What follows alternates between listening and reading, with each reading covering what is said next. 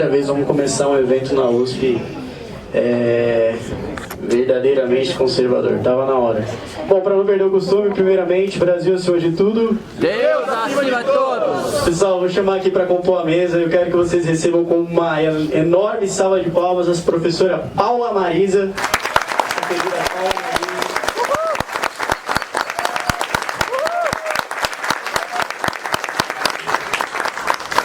Bate, viajou longe, Rio Grande pra cá. Convidar também meu amigo Felipe Duarte para aqui compor a mesa.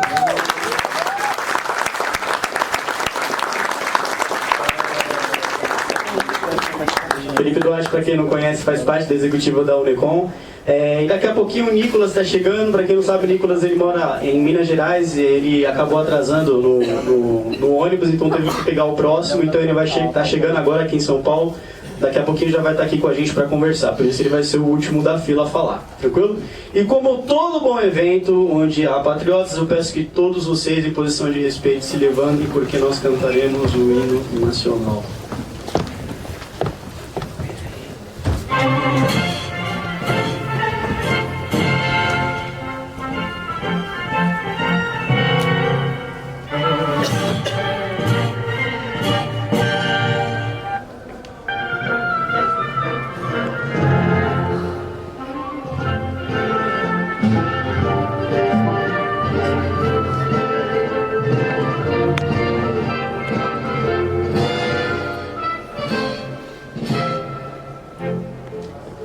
Ouviram do Ipiranga as margens plácidas de um povo heróico brado retumbante, e o sol da liberdade em raios fúlgidos brilhou no céu da pátria nesse instante. Se o penhor dessa igualdade conseguimos conquistar com braço forte, em teu seio, ó liberdade, desafia o nosso peito à própria morte. Ó pátria amada, idolatrada, salve, salve. Brasil, um sonho imenso, um raio vívido de amor e de esperança, a terra desce. Sem teu formoso céu risonho e límpido, a imagem do cruzeiro resplandece. Gigante pela própria natureza, és ela, és forte, impávido no colosso. Se teu futuro espelha essa grandeza, terra dourada, entre outras mil és tu, Brasil, ó pátria amada. Dos filhos desse sol és mãe gentil, pátria amada, Brasil. Eternamente verde esplêndido, ao som do mar e a luz do céu profundo, fulguras, ó Brasil, florão da América, iluminado ao sol do novo mundo. Do que a terra mais garrida, seus risonhos lindos campos têm mais cores, nossos bosques têm mais vida, nossa vida no teu seio mais amores. Ó pátria amada, idolatrada, salve, salve. Brasil de amor eterno seja símbolo, o lábaro que ostentas estrelado, e diga o verde louro dessa flâmula, paz no futuro e glória no passado. Mas segues a justiça, clava forte, verás se o filho teu não foge à luta. Nem teme quem te adora a própria morte, terra dourada, entre outras mil és tu, Brasil, ó pátria amada. Dos filhos desse sol és mãe gentil, pátria amada, Brasil.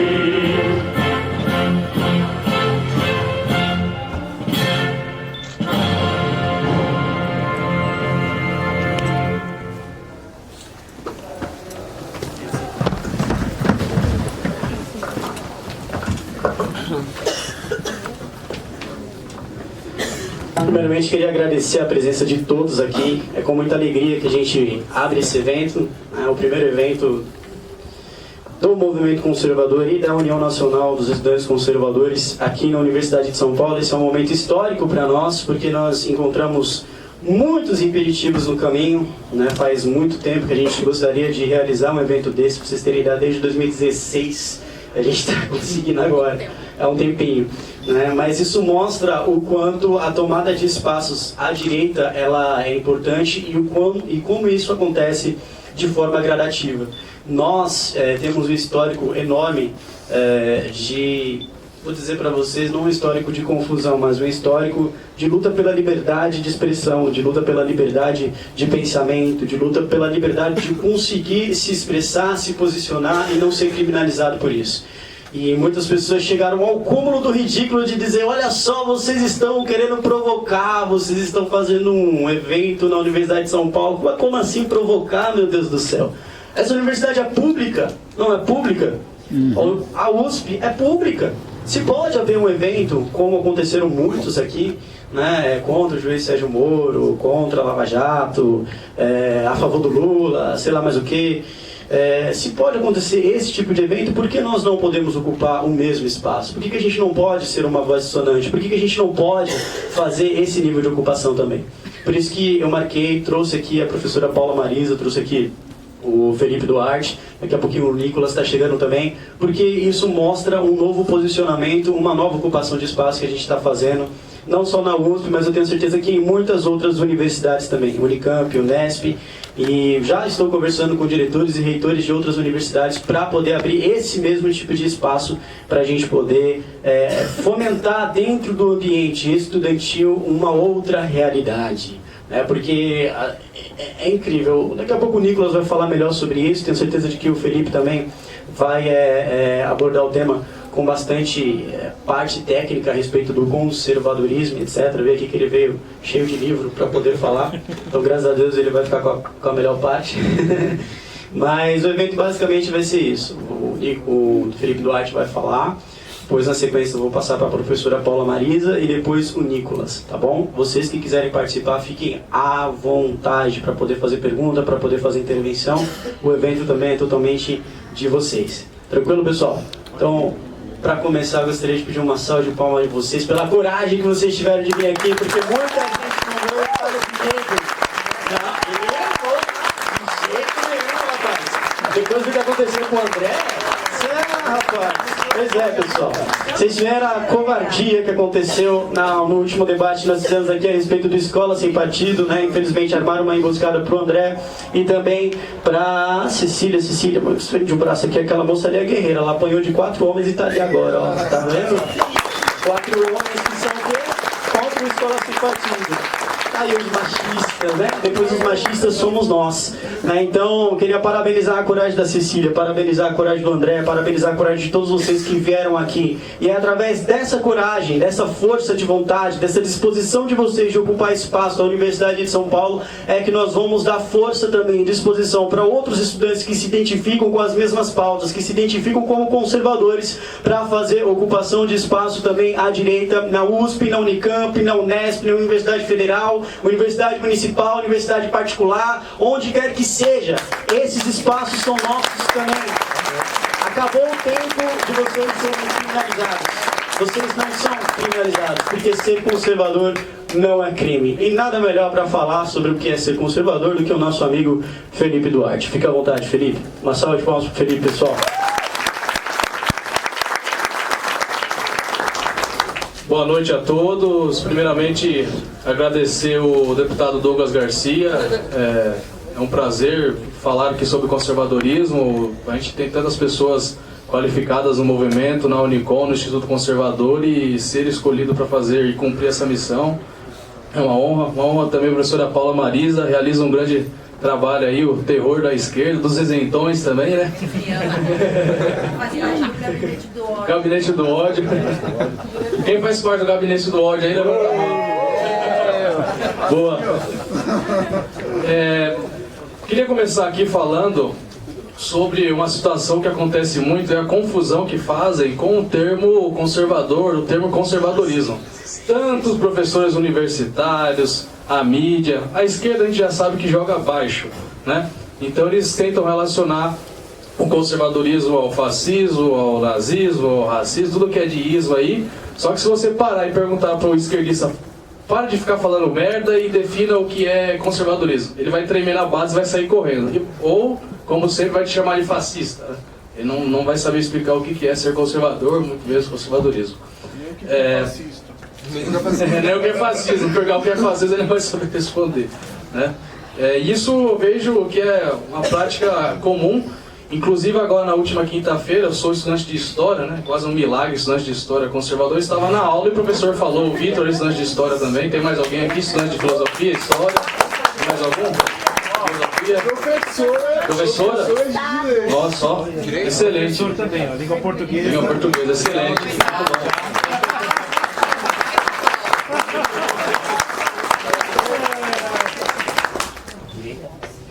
Eu estava na aula quinta-feira, aula sobre nazismo, o professor estava fechando o tema e ele falou a máxima, disse que o nazismo é conservador. Quando ele falou isso, quase pulei da cadeira e resolvi, acho que, sair da sala, porque não dá. E você vai debater com o professor e ele vem com aqueles argumentos de autoridade, porque eu tenho doutorado, porque eu tenho mestrado, sei lá o quê, mas você leu o negócio lá, estudou? Muitas vezes o professor, quando passa no concurso, esses caras aí em federais, tá, eu tô na privada, mas também serve de exemplo, é contratado, o cara fica 20 anos lá, passando os mesmos textos de autores de esquerda para os alunos e fica aquele ciclo vicioso, aquilo. Então os alunos se formam, viram professores, viram o quê? Professores militantes. É o que mais acontece, é um ciclo vicioso. Para quebrar isso vai demorar, mas acredito que é possível, as coisas estão mudando. Quando eu comecei o curso lá em fevereiro de 2017, achei um milagre, porque tinha eu e mais pelo menos 9 conservadores. A gente montou um grupo lá chamado Antimarxista. Felizmente não foi muito pra frente, mas foi uma iniciativa, né? Temos que tentar, a gente pode baixar a cabeça para os professores, até porque universidade significa universo de ideias. Por que dentro da universidade a gente não pode estudar autores conservadores, autores liberais? Temos que estudar apenas os marxistas de esquerda? Que democracia é essa? Que pluralismo de ideias é isso? Né? Eles querem debater, mas o debate deles é entre eles. É a esquerda lutando debatendo com a extrema esquerda. Né? É mais ou menos isso. O PSOL e o PCdoB debatendo. Na universidade é isso. Então, realmente, por causa de toda essa hegemonia cultural que a gente está cansado já de saber, o conservadorismo foi chutado das instituições de ensino, foi chutado da política de todos os locais. Todos. Né? E agora, nesses últimos anos, nós estamos vendo um ressurgimento. A formação de uma direita conservadora é um processo demorado, prolongado, difícil. Né? A gente está vendo muita gente que estava no lado, aí estava no barco, está pulando do barco. Isso acontece, isso é bom também. A direita não está se dividindo, está se definindo. Né? Só quem é conservador de verdade que vai até o fim, ficará firme nessa guerra. A gente está vivendo uma guerra cultural e política. E estar aqui é uma prova disso. Os esquerdistas vão ficar lá no Facebook escrevendo textão, falando que é um absurdo um evento sobre conservadorismo na USP, como pode? Né? Podem chorar à vontade, nós estamos aqui e voltaremos outras vezes, pode ter certeza. Né? Bem, isso aí. Também falando um pouco dessa questão de ser conservador, acredito que, acho que isso aconteceu com outras pessoas. Eu comecei a acompanhar um pouco de política em 2016, então vamos dizer, sou juvenil. Teve gente que já começou muito antes, eu tenho 21 anos e eu estava na escola, aquele processo de impeachment e tal, acompanhando, aí o Bolsonaro lá subiu lá e tocou o terror, excelente, homenageou o Ustra, a esquerda está chorando até hoje. E eu comecei a acompanhar naquele momento, mas eu tomei uma posição conservadora mesmo para valer quando eu entrei na faculdade, porque eu vi aquele estado de coisas, eu falei, não dá para ficar desse jeito, eu não posso me pronunciar. No primeiro semestre eu arrumei cada treta com o professor, né? Eu lembro que eu estava numa aula de um professor muito assim, comunista mesmo, e eu defendia a pena de morte, defendi policiais para quê, velho? Eu pensei que ia ser a terceira guerra mundial dentro da sala de aula, né? E para vocês terem a noção de como é. Isso acontece nas escolas, universidades, faculdades, pode ser privada, pública. Eu tenho a impressão que nas privadas é um pouco menos, dependendo. Você pega uma Uninove, Unip, mas a PUC de católica não tem nada. Eu fui visitar a PUC São Paulo ano passado, fazer um trabalho lá, pisei lá para nunca mais. Nunca mais. Eu fiz um ano de letras EAD na Unip e tranquei porque eu não tive estômago para continuar. Nossa. E eu estou tentando me concentrar para continuar no ano que vem, porque eu não tive estômago mesmo, literalmente. É tenso, esses dias eu vi um estudante de literatura falando pro professor dele, tava passando Karl Marx. Eu falei, pô, o professor tinha que estar passando lá os principais clássicos da literatura do Ocidente, do Brasil, lendo Karl Marx lá, Manifesto Comunista. Esse é o que o professor está passando. Era sincero. Então, pra vocês verem o nível que chegou o negócio. Se a gente fala no nome do Paulo Freire, então... Nossa, sim, é um Deus. Não pode falar mal do Paulo Freire. E uma coisa que eu sempre falo, quando você pega a bibliografia, que é a bibliografia, os livros que serão selecionados ali, os textos nas faculdades, não tem nenhum autor liberal conservador ali. É só marxista. Curso de história, velho, só autor de esquerda. E os livros didáticos, quem tiver filhos aqui, quem está na escola ainda, vá lá, pega os livros didáticos, vai na última parte que tem a bibliografia. Ali você vai já, pelos autores, você vai conseguir mapear qual é o viés do livro. Você pega lá, tem uma porrada de autor marxista, Foucault, Marx, Engels, até os mais novos, Slavoj Zizek, Antônio Negri, esses mais recentes. E no máximo que você vai achar ali de mais à direita é o Adam Smith, para falar um pouco de economia, e o Alexis Tocqueville, só. O Edmund Burke não existe. É extinto, ninguém conhece. Até eu lembro que um dia tava eu, o Douglas e o professor Ronaldo, né? E eu tava comentando da Revolução Francesa e tal. Aí eu perguntei pra professora, por que a gente não vai usar o livro do Edmund Burke? Né? Reflexões sobre a Revolução na França. A professora falou que não está de acordo com os critérios acadêmicos. É só a carta do cara que vivenciou a época, que é o principal crítico da Revolução. E a gente pode até colocar como um pai do conservadorismo moderno, porque depois até posso falar que tem uma diferenciação do conservadorismo metafísico e o conservadorismo moderno e empírico, né?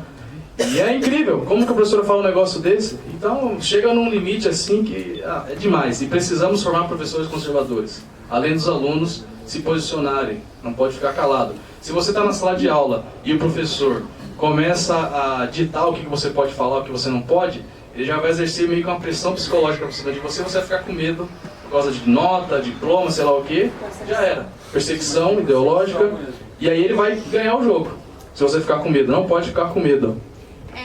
Dentro do movimento conservador tem mães conservadoras, tem muitas vertentes. Tem um grupo dos professores conservadores? Ou não? Já abriu?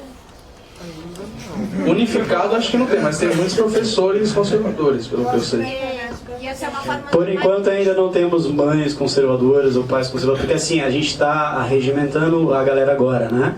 E por exemplo, ainda vou dar a possibilidade aqui, vou mostrar para vocês daqui a pouquinho o cote, a batucada opressora, o pessoal adora. Tem que ver, tá muito bacana. É uma espécie de bateria que a gente tem.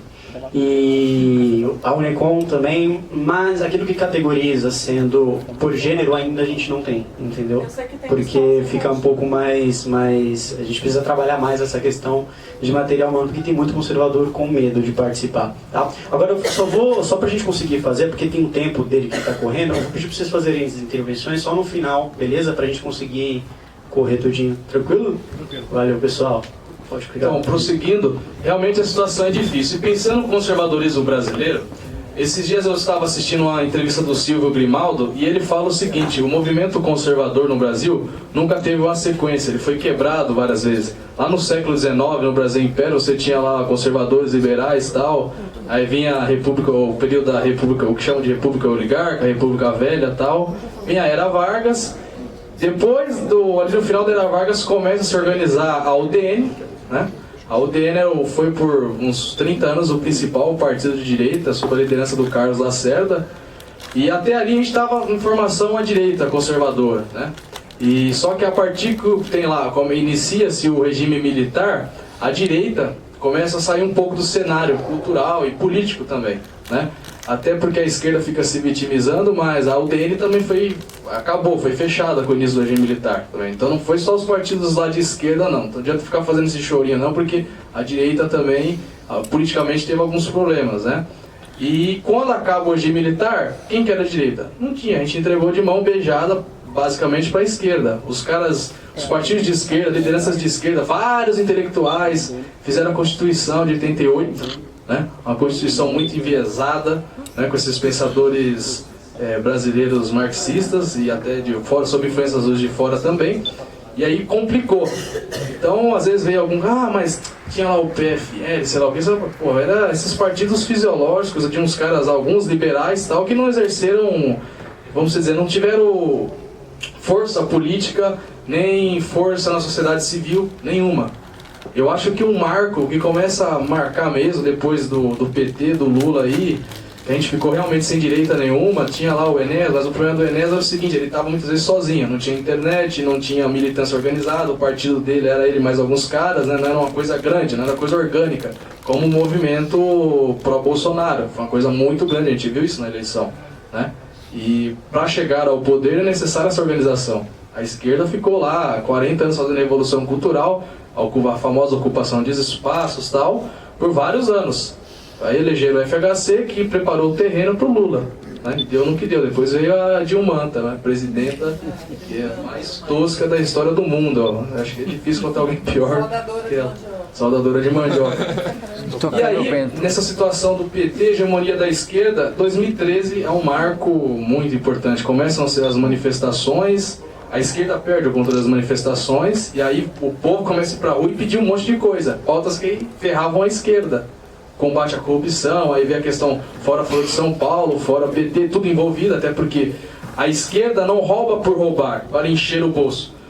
A corrupção para a esquerda é um instrumento da revolução. Então toda vez que a gente pensar na corrupção, seja no Brasil ou em outros lugares, por exemplo, na União Soviética, o Stalin, né, que foi responsável por matar, chutando baixo aí 20, 30 milhões de pessoas durante a ditadura dele, ele subiu na hierarquia do partido assaltando trens, né? Então a corrupção sempre foi um instrumento para a esquerda chegar ao poder, sempre. O filme Tropa de Elite também, né, teve um papel decisivo na formação do conservadorismo. Porque quando eles fizeram o filme, eles falaram que o capitão ia ser o vilão do filme e acabou sendo o contrário, né? Sim, o Padilha, né, fez o filme e foi um tiro no pé, porque ele queria retratar a polícia, definir a polícia, os policiais, o Capitão Nascimento virou herói nacional. O Capitão Nascimento teria muita vergonha do que é o Wagner Moura hoje, pelo amor de Deus. É uma piada, o filme do Marighella lá, pelo amor de Deus. E vai ter, o filme acho que não foi pra frente, né, mas... graças a Deus o filme vai estrear agora no Dia da Consciência Negra, porque eles inventaram que a Marighella era negra. Vai ser dia 20 de Aí se a gente criticar o filme do Marighella, vai ser acusado de racista. Ninguém vai poder criticar o filme. E os professores vão passar aquilo na sala de aula. Vão endeusar o Marighella, né? É de lei. Então, a partir de 2013 o cenário começa a mudar muito mesmo. Surgem intelectuais que começam a escrever, né? Uma coisa que é muito importante é que todas as mudanças que ocorrem na política, primeiro ocorrem na cultura. Isso é uma coisa de lei, isso, né? A esquerda, ela entende muito bem isso, a direita está começando a entender. Tão importante quanto eleger deputados, vereadores, é importante. Nós precisamos de conservadores representando os valores na política, mas precisamos desse trabalho cultural de base, formar militância, formar professores, né?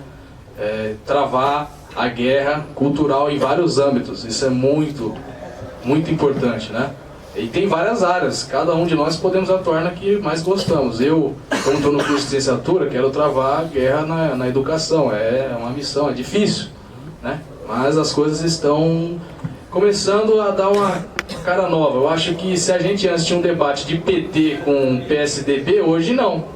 Né? Aí vem aquele isentão e fala, mas estamos num país polarizado. Eu prefiro a polarização do que ficar o PT e o PSDB dividindo o território. Qualquer democracia no mundo precisa de uma esquerda e uma da direita. Só que a esquerda brasileira é uma das mais porcas do mundo. A esquerda americana acho que não chega nem tão perto da brasileira. Joga muito baixo, né? Até quando eles viram que o nosso presidente já estava eleito, foram lá e fizeram o que fizeram, aquela canalice, né? Jogam baixo. E então, realmente, a gente pode pensar nisso, né? Porque a cultura é o principal,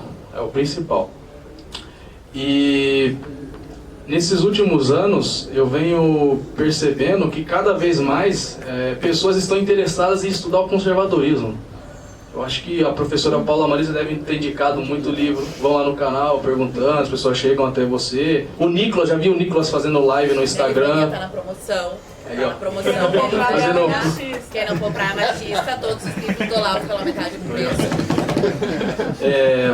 Tem pessoas interessadas. Até recentemente um empresário aí, dono de universidade, anunciou que ano que vem vai ter uma pós em conservadorismo, né? Uma universidade privada. Vai ser um sucesso a pós. Ele é amigo do Bolsonaro e tem mercado para isso. É na Uninter. É Uninter? Uninter. Ultimamente, eu às vezes olhem, comecem a olhar as livrarias de shopping. Vocês podem observar que tem muito livro de autor conservador. Roger Scruton, Olavo e tal. E isso é revolução, quase uma contra-revolução acontecendo diante dos nossos olhos. Porque se a gente for pensar de 2010 para trás, só livro de autor de esquerda, né? E a gente precisa cada vez mais ter mais publicações. Eu acho que ainda falta livros para analisar o conservadorismo brasileiro, porque eu posso até falar sobre isso. É um pouco diferente você ser conservador lá nos Estados Unidos, ou na Inglaterra, porque o conservadorismo é muito apegado a questões regionais, nacionais, do país ali. Né? Então você pega, por exemplo, lá na Inglaterra, tem leis antigas, de séculos, né? Tem a monarquia. E o Brasil, a cada 30 anos aí tem uma mudança muito drástica politicamente. Você pega lá quando acaba o Brasil Império, vem a República, o Vargas dá um golpe, aí ele fica lá 15 anos, depois é o regime militar 21 anos, aí depois o que eles chamam de redemocratização, aí era PT, agora o Bolsonaro tentando arrumar o país. Então, a parte política muda muito. Vocês podem observar, quando nós vamos estudar história na escola, tem esses recortes, né? Esses recortes cronológicos, né? Tempo.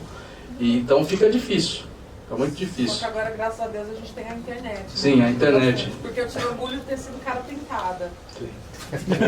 Tem quantos Eu morria de minutos ainda orgulho de ter sido cara pintada, mas passar é para porque eu que tinha, né? No momento. Aí depois que eu fui perceber que eu fui Beleza. usada como moça, né? Vocês todos aqui conhecem o professor Rafael Nogueira, né? O professor Rafael Nogueira faz um trabalho excelente no Brasil Paralelo, fez o nosso curso aí, né? Para o movimento conservador.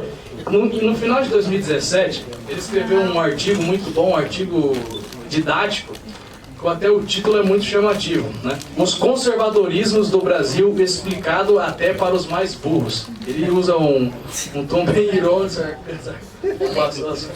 Ele escreveu em dezembro de 2017, é um artigo grande, e eu peguei uma parte aqui que ele tenta destrinchar aqui, analisar essa direita brasileira. Ele pega 5 tipos de pessoas que existem na direita. Ele diz que existe o conservadorismo popular, o imprudente, o militante, o modista, o intelectual. E eu até depois posso adicionar aqui um idealista, né? Alguns desses conservadorismos são bons e são conservadores mesmo. O primeiro, por exemplo, é o conservadorismo popular. E o conservadorismo popular é uma coisa que a esquerda parece não entender. Por isso que o Boulos tem menos votos do que o Daciolo na eleição. Porque eles não conseguem entender o que o povão pensa, o que a tiazinha que vai na igreja pensa, o que o cara que vai na igreja, que tem os valores dele, que não quer que o professor fique ensinando ideologia de gênero na escola. Né? Esse conservadorismo popular, muitas vezes ligado a questões religiosas, né? Seja católicos, protestantes, né? Evangélicos. Então esse conservadorismo popular, e até pegando uma coisa que o Mano Brown falou no passado durante a eleição, voltem pra base. O Mano Brown cantou a bola, é isso. A esquerda está muito deslocada da realidade. A esquerda virou tipo um clube de estudantes universitários que ficam fumando maconha e não entendem a realidade. Virou mais ou menos isso, né?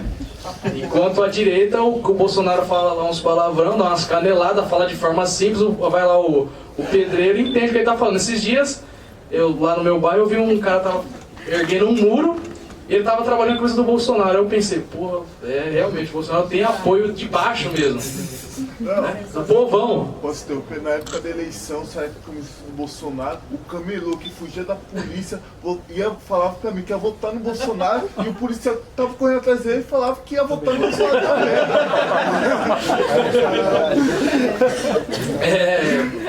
realmente, o conservadorismo popular é o povão. E o político que consegue se comunicar com o povo, com a massa conservadora, ele, como Bolsonaro, certamente vai conseguir meio que fazer a relação entre esse conservadorismo popular e condensar no discurso dele. O Bolsonaro, ele é muito discurso dele, vários valores que os brasileiros acreditam, né? E isso ajudou muito. Um outro tipo de conservador que ele aponta aqui que a gente tem é o imprudente. Esse é aquele que acaba sendo muitas vezes o reacionário. E o conservador é diferente do reacionário. Quem quiser entender um pouco sobre essa diferença do conservadorismo para o conservador para o reacionário, tem um livro do João Pereira Continho, As Ideias Conservadoras Explicadas a Revolucionários e Reacionários, né? Eu li esse livro recentemente, e ele fala, qual é a diferença do conservador para o reacionário? O reacionário é o revolucionário de direita. Ele vê o passado, ele glorifica o passado, ele quer resgatar o passado daquele jeito como era. Então o cara que idealiza demais a Idade Média, idealiza demais o Brasil Império, idealiza demais o regime militar, que acho que talvez é o que mais acontece, e ele quer que aquela realidade daquele tempo, daquela época, volte do mesmo jeito. E não tem como, porque a sociedade está sempre com algumas mudanças. Então não tem como, tem que fazer essa transposição de tempo, né? Esse é o reacionário, é o revolucionário de direita. Já o revolucionário o comunista, tal, o que ele acredita? Ele acredita na construção de uma sociedade igualitária, utópica. Ele pensa no futuro. Ele nega todo o passado, o que a gente aprendeu, nega tudo, nega o presente, para construir uma sociedade no futuro. Por isso que tudo eles justificam, né? Então quando eles utilizam meios horrorosos, causam destruição, né? A Margaret Thatcher até falava, grama que socialista pisa não nasce mais, e realmente é isso. Imaginem o que a Venezuela vai estar passando para conseguir sair daquilo ali. Cuba já tem mais de 50 anos aquela ditadura. Imaginem a dificuldade. Então, o comunista acredita nessa utopia, o reacionário acredita no passado e quer resgatar aquele passado. Já o conservador, não é assim. O conservador, ele vai olhar com o passado de forma respeitosa. A história como mestra. A Rafael Nogueira fala muito isso, né? Ele vai ver, você é um jovem, você tem 20 anos. O mundo não é só você, meu amigo.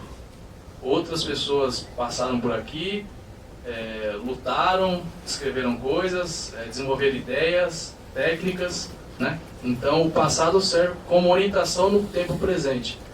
E o conservador olha uma relação entre o passado, o presente e o futuro, né?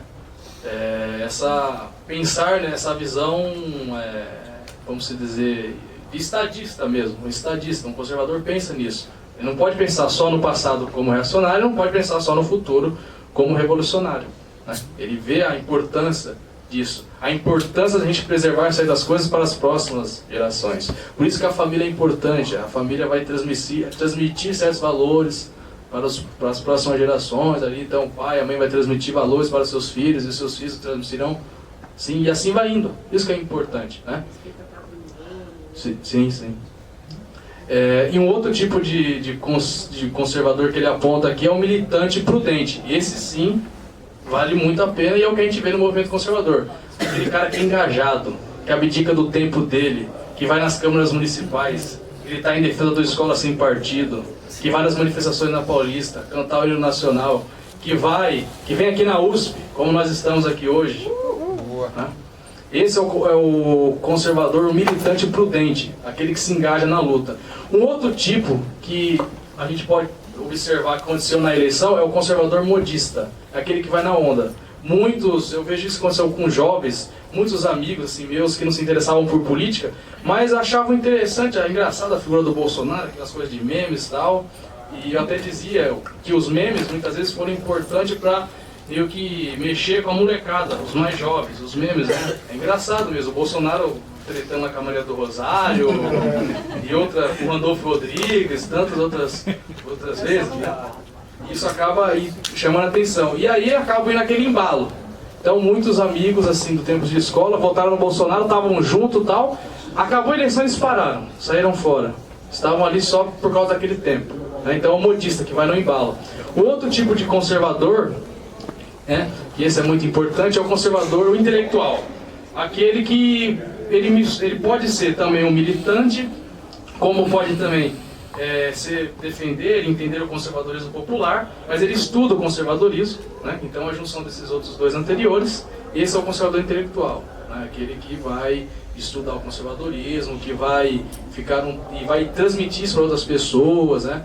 Como a gente tem vários intelectuais conservadores surgindo aí no Brasil. Eu sempre cito o Rafael Nogueira na área de história, tem o Thomas Juliano na área de história, e é muito importante resgatar a verdadeira história do Brasil, porque a história brasileira foi meio que capturada pelos historiadores de esquerda, professores de esquerda, e o brasileiro acaba não entendendo o que é o Brasil mesmo, né? Eu fico muito puto da vida quando eu vejo professor de história explicando a história do Brasil de forma pejorativa, zoando Dom João VI, comedor de coxinha, e zoando assim. Você tem que respeitar a história do Brasil e analisá-la friamente. Esse é o papel do historiador, professor de história. Só que eles não fazem isso. Eles não fazem isso, né? E um outro tipo de conservador que eu adicionaria aqui é o conservador idealista, que é o que acontece muito. É aquele cara que, tudo bem, ele até estuda os autores aqui britânicos, americanos, e não consegue fazer essa transposição de lá para cá, e não consegue entender o que é ser conservador no Brasil. Aí esse cara chega à conclusão que é melhor apoiar tipo um Amoedo do que um Bolsonaro, porque o Bolsonaro é grosso, porque ele é bruto, porque sei lá o quê.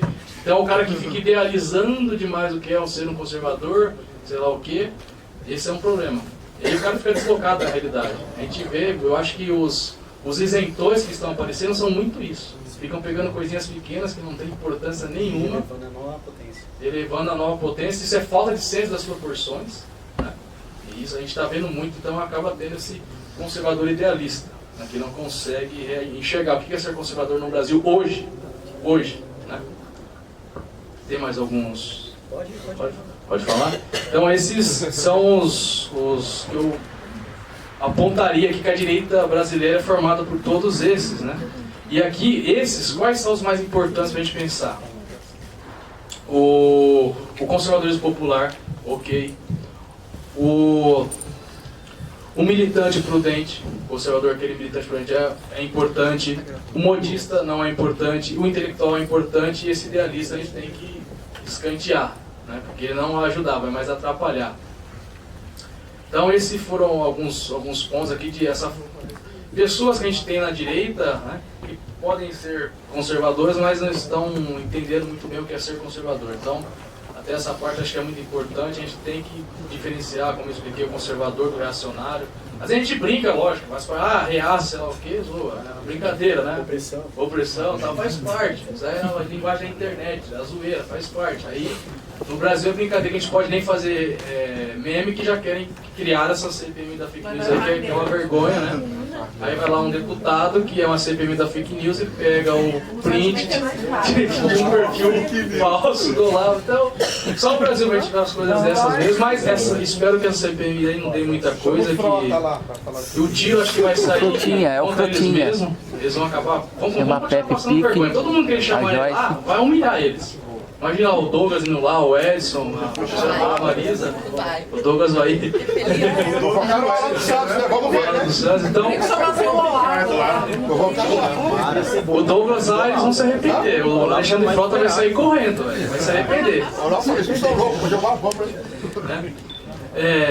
Enfim, mais uma coisa aqui que eu gostaria de falar também é sobre a Revolução Francesa e o conservadorismo de hoje. O Edmund Burke, quando ele escreve lá a carta dele e outros textos, foi meio que uma reação àquilo que estava acontecendo naquele ambiente jacobino, revolucionário. E ele é uma reação porque o conservador ele reage, não é porque de reagir, de reacionar, não, ele é reativo. Então, se ele está vendo que os valores dele estão sendo atacados, como aqui no Brasil, a gente chegou no limite, corrupção, destruição das famílias, pautas como aborto avançando, legalização das drogas. Pô, o cara ali, o conservador lá, ele olha para aquele aí, não dá mais, estão acabando com os nossos valores, aquelas coisas que são importantes, as coisas permanentes, que tem que passar de uma geração para outra, aqueles valores que a gente não pode abrir mão, né? acabando com a inocência das nossas crianças, como o Bolsonaro sempre disse. Então ele vai reagir aquilo ali, ele vai reagir, não, eu vou defender aquilo que eu acredito. Eu não vou deixar que esses revolucionários façam o que eles quiserem, não pode acontecer. O Edmond Burke, ele começa a observar a Revolução Francesa e aponta lá as críticas, ó, isso. Vocês estão abdicando todo o passado, querem criar uma sociedade iluminada a partir de cima, com intelectuais que vão pensar, né? Aquele racionalismo até meio burro. O conservadorismo não é anti-racionalismo, mas ele coloca em xeque esse excesso do racionalismo, da razão, né? Às vezes é melhor você ir para o empirismo, aquela coisa, a experiência real ali, não ficar projetando coisas, né? O conservador, ele pensa muito isso, vai para a experiência real, ó, isso deu certo, isso aqui deu errado, né? E o conservador, uma coisa que acabam acusando, não, o conservador quer deixar tudo do jeito que está. Isso é uma besteira muito grande. Nós não queremos deixar tudo do jeito que está, nós queremos reformar o que precisa e o que é bom nós queremos deixar. Isso é importante, eu acho que é uma coisa importante para apontar aqui mesmo. E o Edmond Burke, quando olha para a Revolução Francesa, é isso, né? Ele fala sobre as coisas que os jacobinos estavam deixando de lado. E deu no que deu. Até um dos líderes da Revolução Francesa, o Robespierre, foi para a guilhotina, né? Então, os próprios líderes dos caras foram para a guilhotina. Isso acontece muito na União Soviética, depois da Revolução Russa. Quantos caras do próprio partido foram acusados de traidores? No final da década de 30, o Stalin mandou um monte do partido ser fuzilado. Os próprios companheiros ali, como eles dizem, os camaradas de luta, foram considerados traidores. Então, você vê o absurdo da mentalidade revolucionária, né? E essa coisa de ficar pensando só no futuro. Mais uma coisa que seria, acho que, importante... Posso fazer um... Pode. Nós queremos, no conservadorismo, continuar o que é bom, né? Isso, perfeito. Eu diria o seguinte: o que é bom, nós queremos melhorar, tornar muito melhor ainda, né? Não parar naquele bom antigo, aprimorar. Perfeito. Desculpa aí. Tranquilo, é isso mesmo. Aquilo que é bom, aquilo que é eterno. E aqui nesse livro, Como Ser um Conservador, que é um livro que ficou muito popular, talvez o Roger Scott seja mais conhecido aqui no Brasil, não conhecido, mas mais lido aqui pela direita daqui do que lá. Eu vi esses dias o Flávio Morte fez um comentário nesse sentido, né? E esse livro que ficou muito conhecido nos grupos e movimentos de direita, né? E ele aponta aqui logo no prefácio, ele dá uma simples síntese assim do que é o conservadorismo. E lógico, o conservadorismo ele não se encaixa em definições, um significado é aquele ponto final, chancela, o conservadorismo é isso, pum. Os conservadores, eles não tentam definir e cravar o que é conservadorismo, visões diferentes. Então, faço aqui uma breve citação, Roger Scruton. O conservadorismo advém de um sentimento que toda pessoa madura compartilha com facilidade. A consciência de que as coisas admiráveis são facilmente destruídas, mas não são facilmente criadas. Isso é verdade, sobretudo em relação às boas coisas que nos chegam como bens coletivos. Paz, liberdade, lei, civilidade, espírito público, a segurança da propriedade e da vida familiar. Tudo o que depende da cooperação com os demais, visto não termos meios de obtê-las isoladamente. Em relação a tais coisas, o trabalho de destruição é rápido, fácil e recreativo. O labor da criação é lento, árduo e maçante. Esta é uma das lições do século XX. Também é uma razão pela qual os conservadores sofrem desvantagem quando se trata da opinião pública. Sua posição é verdadeira, mas enfadonha. A de seus oponentes é excitante, mas falsa. O que fica aqui pra gente como lição? É mais fácil destruir do que construir. A esquerda não entende isso, ela só quer destruir. Destruir, destruir, destruir. Não quer construir nada, né? Então, eu fecho o meu comentário aqui nessa parte agora e passo adiante para a professora Paula Marisa. Uma salva de palmas para o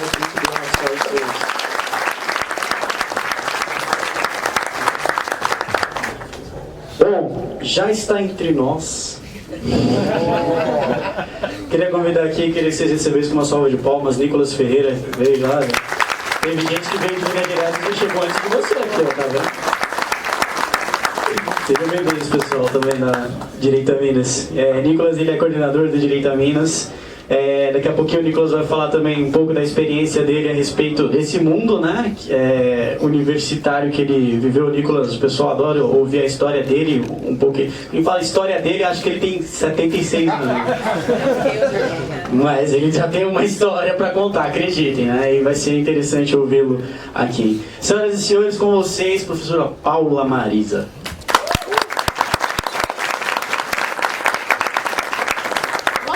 Boa noite, que plateia. Tava olhando assim pra vocês aqui, eu tava vendo que plateia heterogênea que a gente tem aqui hoje, né? Diversidade. Isso é a verdadeira diversidade. Tem menos mulheres, claro, né? Porque o machismo a gente já sabe. Mas então o deputado Douglas Garcia me convidou para um evento para falar sobre conservadorismo, né? Aí eu fiquei incomodando o Jonathan. Disse assim, ô Jonathan, é para falar sobre o quê? Sobre conservadorismo. Eu sim, né? Conservadorismo é um assunto meio amplo, por favor, delimite, né? Aí eles não disseram, então eu vou falar sobre o que eu quiser. É isso, né? Tá. Eu escolhi falar então sobre as mulheres e o conservadorismo. Acho oportuno, é meu espaço de fala aqui, né? Ocupar esse lugar de fala. Porque, essencialmente, o conservadorismo, os meninos vão falar, né, de conservar os valores, família, propriedade, as liberdades individuais. E toda vez que se fala em conservadorismo, em mulher, ou muitas vezes quando eu dou a minha opinião na internet, né, aí vem as feminazes ficam loucas, elas vão dizer que se não fosse o feminismo, não estaria dando a tua opinião na internet, tu não teria estudado, se não fosse o feminismo, tu não poderia usar a internet, porque na cabeça, no imaginário aqui do nosso país, a gente já vem sofrendo essa lavagem cerebral esquerdista há muito tempo. Então no imaginário fica os valores, os conservadores, os cristãos, eles consideram a mulher como um ser inferior, que não serve para nada, que tem que ficar só em casa, né? Então, eu vou tentar desmistificar isso um pouco e de repente dar alguns argumentos para vocês pensar sobre outros princípios. Então, eu vou ter que falar sobre o feminismo. Eu serei obrigada neste momento a falar sobre o feminismo. Porque o feminismo, essencialmente, ele é um movimento revolucionário e ele se opõe justamente a esses valores que os conservadores buscam conservar, né? Como, por exemplo, a família. E dentro do cristianismo, a família tem uma estrutura e dentro dessa estrutura tem uma hierarquia, que é uma coisa que os revolucionários odeiam, né? Ter uma hierarquia para eles é uma coisa horrível. Mas tem um ditado popular que é muito aceito aqui no Brasil. Muita gente fala isso, talvez as pessoas não tenham parado para pensar quando fala assim, é muito cacique para pouco índio. Então, dentro desse ditado popular, já mostra que as pessoas têm a consciência de que a gente não pode ter vários chefes, não pode ter muito cacique para pouco índio. A gente tem que ter um cacique dentro de cada tribo. E segundo o cristianismo, dentro da tribo, a família, o cacique é o homem. Isso significa que a mulher é menos importante, não deve participar da política, é rebaixada, é um ser inferior. Qualquer pessoa que tenha lido a Bíblia sabe que não. Né? Nós somos diferentes. Homens e mulheres são diferentes. São opostos, que são complementares. E a história do feminismo começa lá em 1800, com a primeira onda feminista, que é o movimento sufragista que eles tanto falam. Caso alguém não saiba, e não é nenhum problema não saber, sufrágio é voto. Então o movimento sufragista, lá na Europa, que era conhecido também como as sufragetes, não, não é sufragetes, é verdade, sério agora, não vou fazer piada. Mentira, eu vou. Já fiz, né? Eu tento ser uma pessoa séria, mas eu não consigo. Né? Não é nem cristã, na verdade. Então, esse movimento, ele, que a gente vê, né? A luta da mulher pelo voto, a emancipação. E a gente fica assim, na sociedade hoje, poxa vida, né? A mulher também deveria votar. Por que antes a mulher não podia votar? A gente pensa com a nossa cabeça do mundo onde tem celular, onde tem internet, mas houve uma época em que o mundo não era assim, era diferente. E em muitas sociedades, inclusive se a gente for pegar lá na Grécia, as mulheres não podiam votar, os estrangeiros também não. As pessoas em alguns países tinham que ter determinada renda, um número X de posses. Então, o voto, ele não está só atrelado ao sexo. Por favor, vamos começar a usar aqui as palavras, tá? Gênero não é sexo. Seres humanos têm sexo. Vamos parar com esse negócio de gênero, tá? Gênero, quem tem são os objetos. A mesa, gênero feminino. O pedestal, gênero masculino. Mulher, sexo feminino. Então o voto ele não foi definido apenas com base em critérios de sexo. Aí ele tinha outros critérios. E dentro da cabeça dos conservadores, quando a gente tem dever, tem direitos, mas esses direitos são atrelados a deveres. Então, a nossa Constituição extremamente socialista, né, diz, por exemplo, que todo brasileiro tem direito à educação, tem direito à saúde, tem direito à moradia, à loucura, direito, e os deveres. Se eu tenho direito à moradia, necessariamente alguém tem a obrigação de me dar essa moradia. Então, dentro desse raciocínio, se as mulheres estavam lutando pelo direito do voto, elas necessariamente, para que fosse justo, coerente, elas teriam que arcar com os deveres de quem votava. E naquela época, esse dever do voto era mais atrelado também ao alistamento militar. Então, os homens votavam porque eles iam para o fronte entregar a sua vida no campo de batalha por aquele governante. Nada mais justo do que eles escolherem o governante, né? Até se o cara vai entrar em guerra, se não vai entregar fogo, o cara vai lá pro fronte. E uma coisa que os professores de história não falam. Eu sou só professora de educação física, né? Não tenho muita credibilidade, mas enfim. Eu vou falar mesmo assim, né? Uma coisa que os professores de história normalmente não falam, porque na faculdade não fala, a gente não, quando eu digo isso, eu não tô condenando totalmente. Muitas vezes eles não falam, não é intencionalmente, é porque eles também não sabem, porque ninguém ensinou. Só teve um lado, entendeu? A maioria dos professores que fazem doutrinação não tem a menor consciência do que eles estão fazendo, creiam em mim. Então, uma coisa que os professores de história não falam, pelo menos pra mim nunca falaram, é que ao mesmo tempo que tinha essa primeira onda feminista, que é dividida em 3 ondas, né? Tinha as mulheres que lutavam, as sufragistas, mas também tinha um movimento com muitas mulheres que lutavam contra, elas não queriam ter o direito ao voto. E aí, diante dessa informação que eu passei pra vocês, passa a fazer um pouco de sentido. Por que essas mulheres não queriam votar? Por causa não queriam ir pra guerra, né?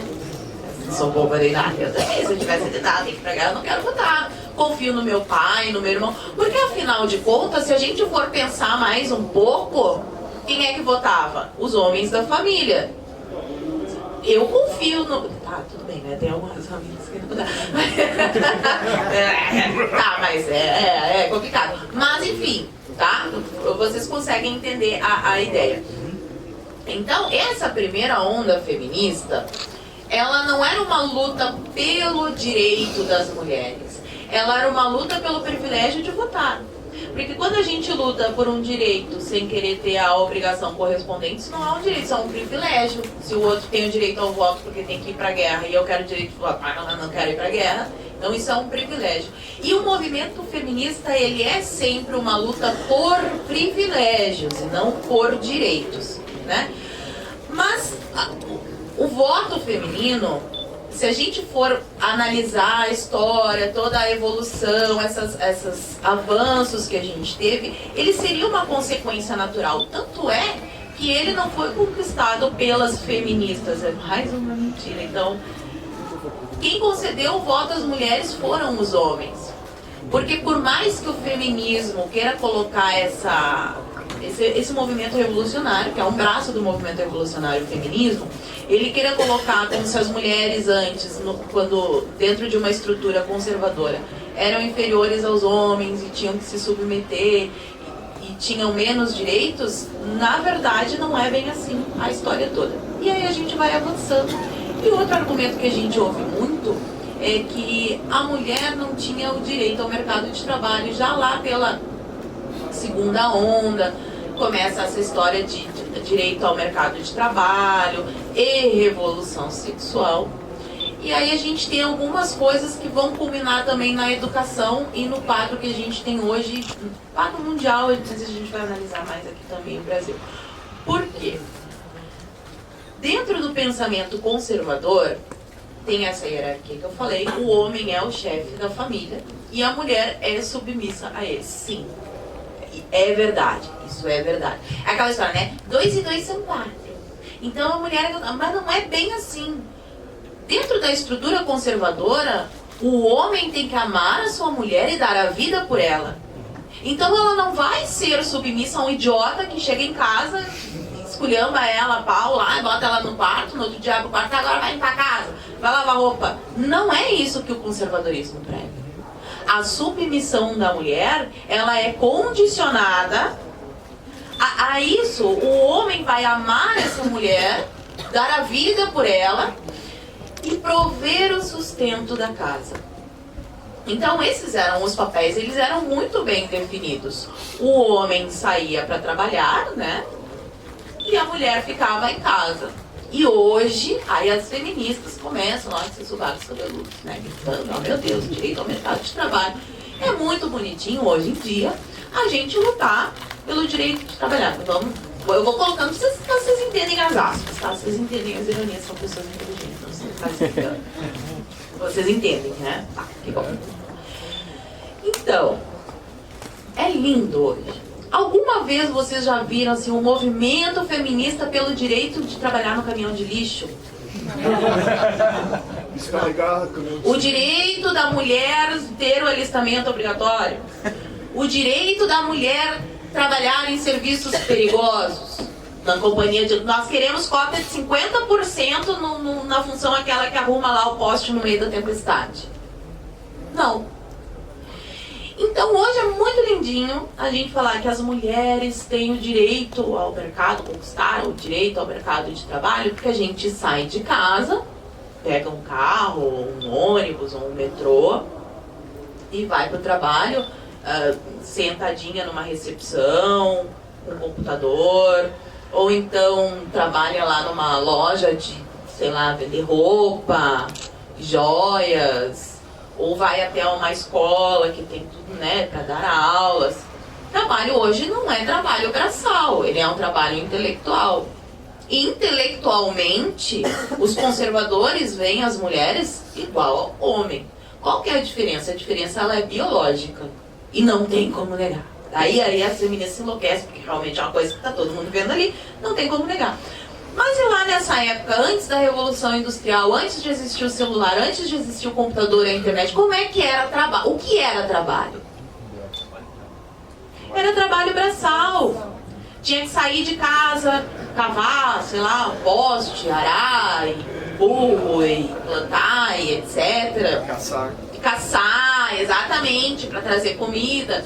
Então, é lógico, dentro deste contexto, que o homem, como mais forte, saia atrás do sustento.